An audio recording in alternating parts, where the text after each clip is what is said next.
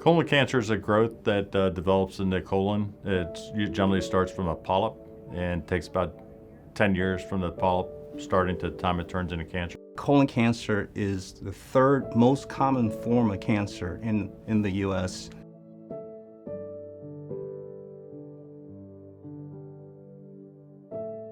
Colon cancer is preventable by screening, by identifying polyps before they have the opportunity to become malignant. The colonoscopy examination is the only test that can not only diagnose colon cancer, but prevent colon cancer altogether.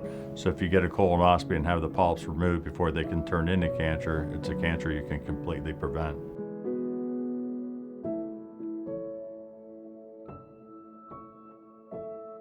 Colon cancer can affect anyone from men to women.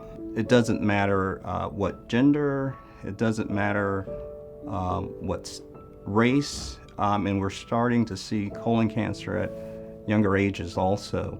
There's about 150,000 diagnosed every year in the United States, and 40 to 50,000 die every year from it.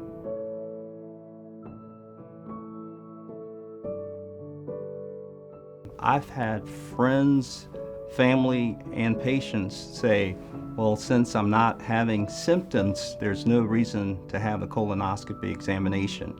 And that's simply not true. Someone's not going to be aware that they've got a polyp or a lesion unless you do the examination to identify that. With it taking 10 years to develop on the average, if you get a colonoscopy done to remove the polyps before they can turn into cancer, it's a cancer that can be completely prevented.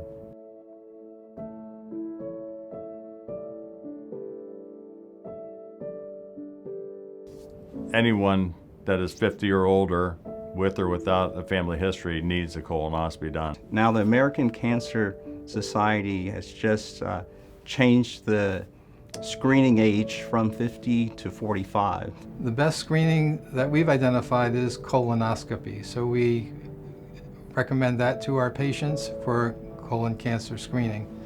Patients often come in and ask, well, do I really need to have colon screening?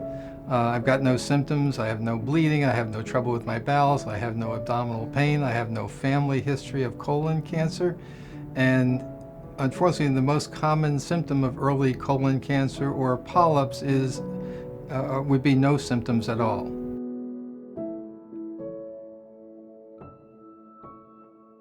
I have a relative in Columbus, Ohio, who is being treated at this time for stage 3 colon cancer.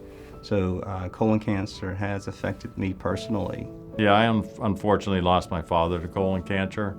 I had just started practice about 2 years into it, and that's when flexible sigmoidoscopies were the recommended test of choice.